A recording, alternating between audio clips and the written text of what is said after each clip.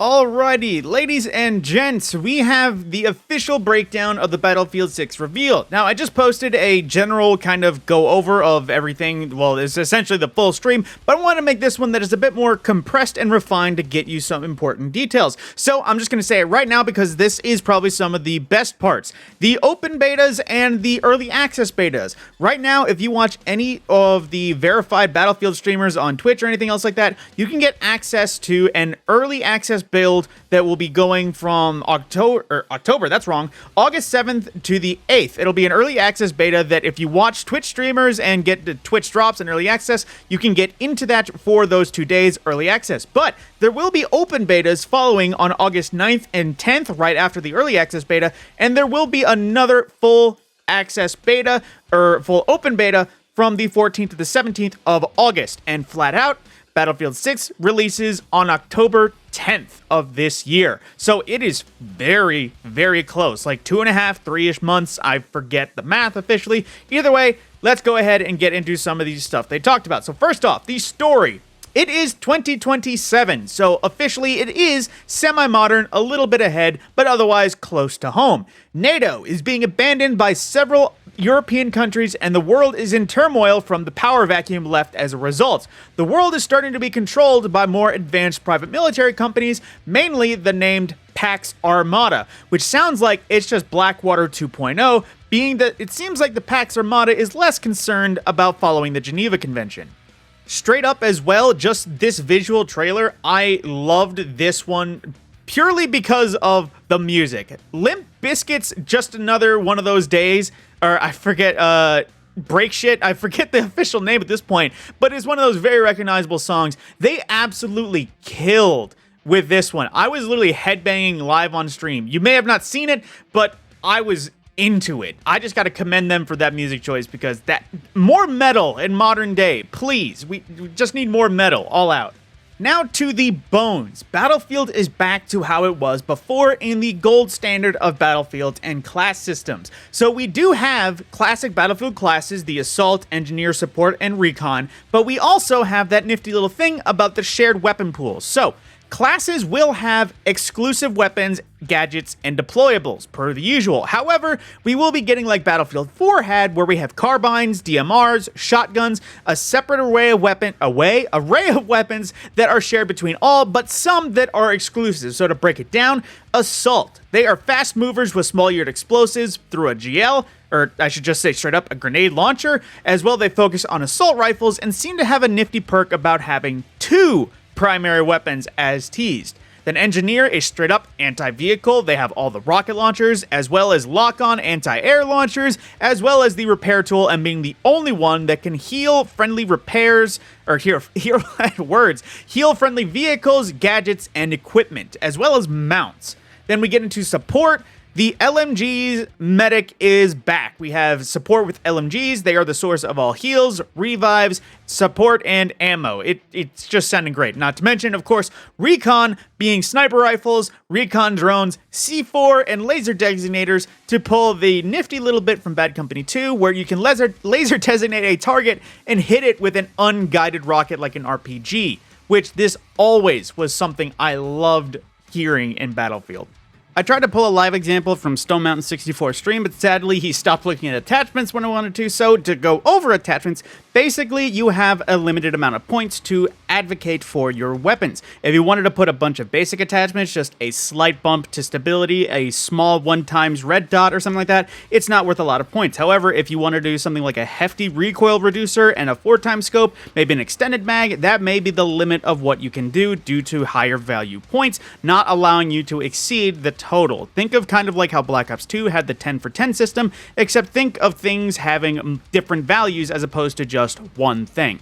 Further down the line, they also talked about some things they developed for this Battlefield, mainly the Kinestatic combat system, as they dubbed it. Basically, a big rework from how it works, and from the look of it, it's less omni-movement, or I would say 70% omni-movement, because there's lots of nifty features that allow you to have how do I say this, clear and fluent movement without having crackheads and diving everywhere and just it's not like Battlefield 6 where you have people sliding backwards somehow. It's very grounded but realistic movement. So like there's the down medic drag. If you have a squad mate that is down, you can drag them out of no man's land so you don't have to do a Rambo res. Then if you have the weapons or they otherwise need to do it, you can lean, you can peek, you can mount around things, you can crouch while sprinting, tuck and roll on landing to evade bullets or just soften the blow.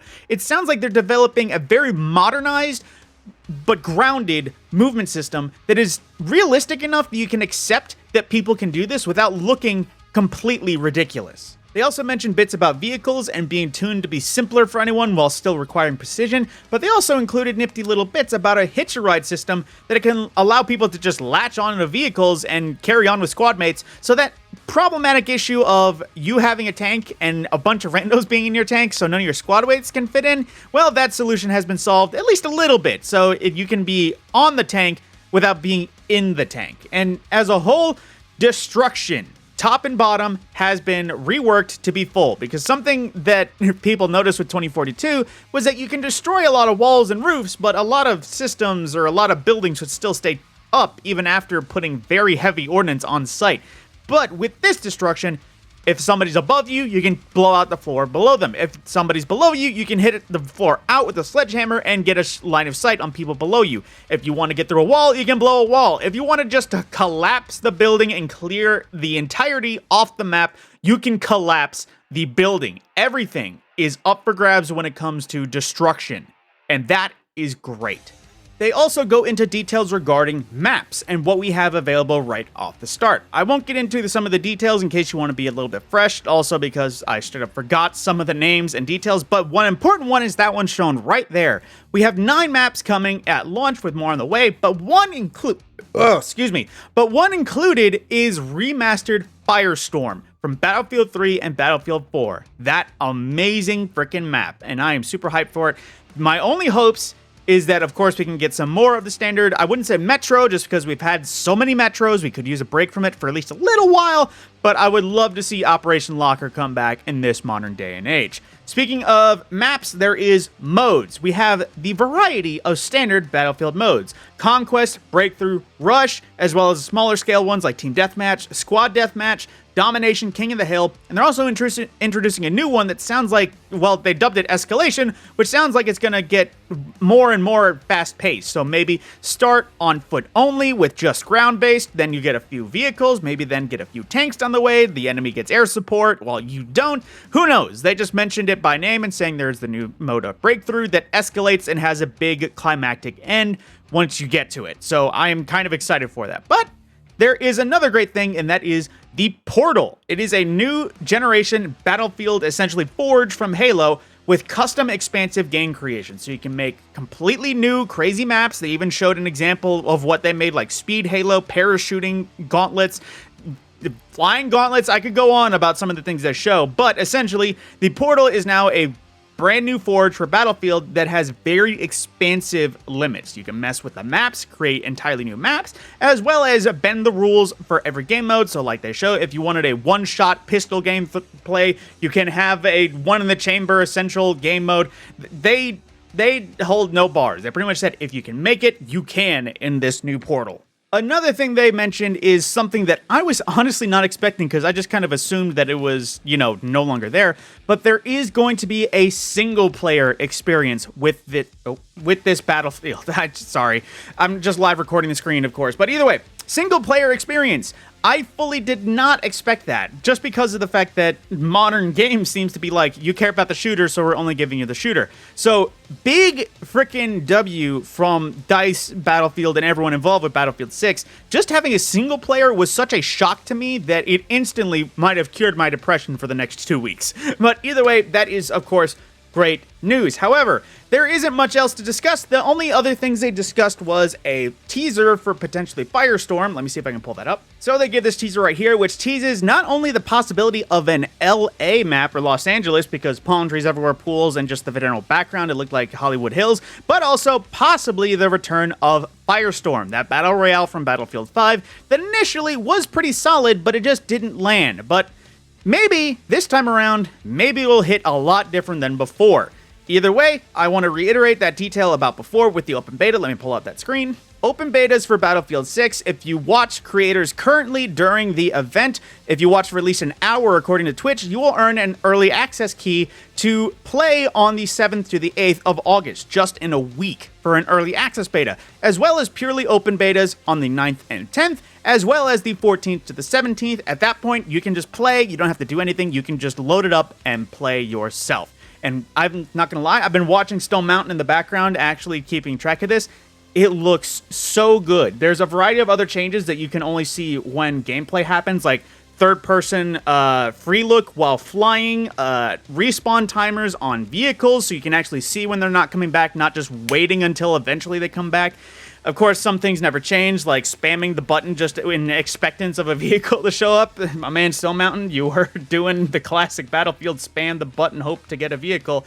But either way, that is all that they have shared, essentially as compressed as all together as I can put it, as simple as I can translate it. Of course, I maybe missed some details, so in case I did, let me know in the comments down below. To be fair though, more details probably can only bring me more hype. So with that, I hope you enjoyed this shorter breakdown of the multiplayer reveal, and I will see you in the next video.